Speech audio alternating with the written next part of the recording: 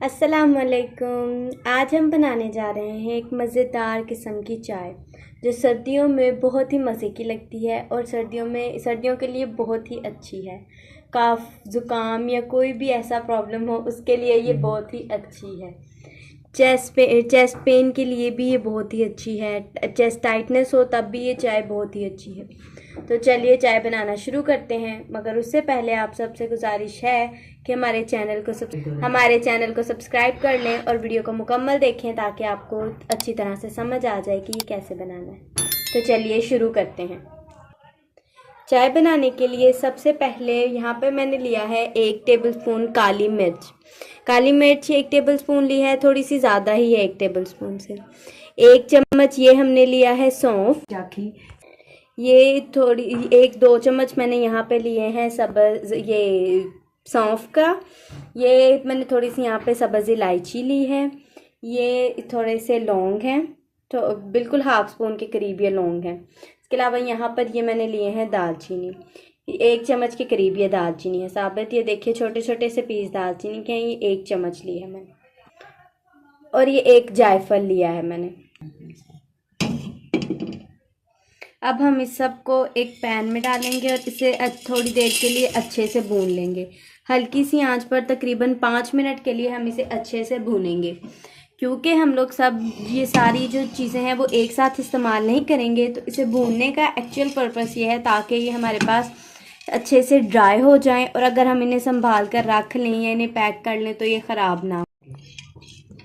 इससे हम लोगों को एक्चुअल भूनने का पर्पस ये है ताकि इसके अंदर से इसकी सारी नमी ख़त्म हो जाए और हम इसे सर्दियों के लिए अगर चाहें तो किसी जार में रख कर सेव भी कर सकते हैं। तो ये देखिए हमारा ये अच्छे से भुना जा चुका है।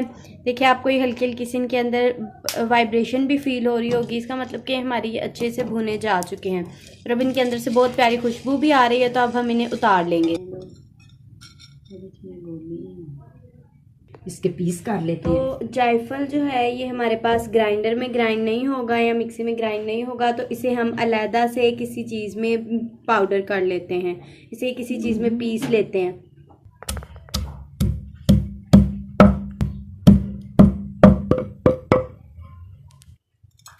ये देखिए हमने इसे थोड़ा सा पीस लिया है, जायफल को थोड़ा सा इस तरह सा मोटा मोटा सा हम लोगों ने इसको कर लिया है।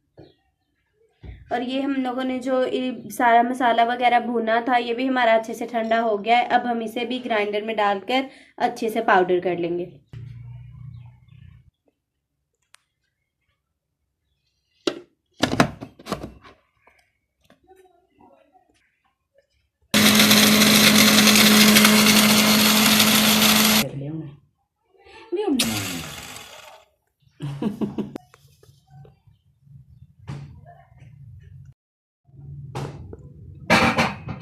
तो ये देखिए हमने इसे अच्छे से पाउडर कर लिया है। अब आप अगर इसे सेव करना चाहते हैं तो उसके लिए मैंने एक इस तरह की डब्बी ली है, आप किसी जार में भी इसको सेव कर सकते हैं। इसको बिल्कुल ड्राई होना चाहिए और इसे एक दफ़ा अच्छे से धोकर ड्राई कर लें।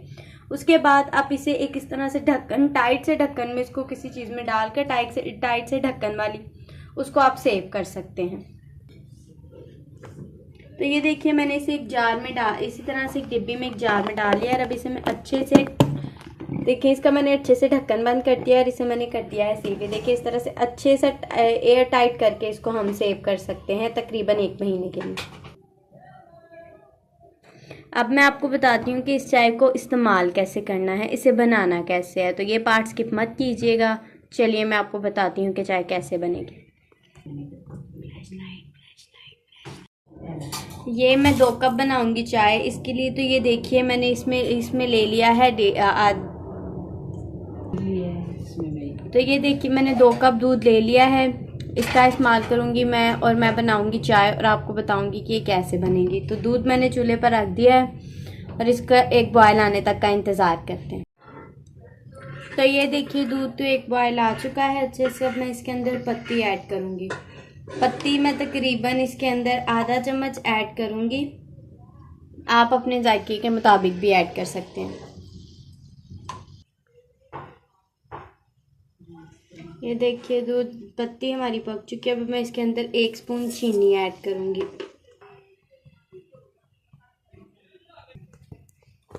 اب ہماری چائے تقریباً تیار ہے. اب اس کے اندر میں تقریباً ½ ٹیبل اسپون، اگر آپ کی 4 کپ چائے ہو تو آپ 1/4 ٹیبل اسپون اس میں ایڈ کریں گے. تقریباً یہ اتنا سا آپ ایڈ کریں گے اگر آپ کے پاس 2 کپ چائے ہو تو. میری 2 کپ چائے ہے اس لیے میں صرف اتنا سا اس کے اندر ایڈ کر دوں گی. اور تقریباً اس کو 1 منٹ کے لیے ہم لوگ پکائیں گے چائے میں. تو اب ہم چائے کو بھوننے لگے ہیں.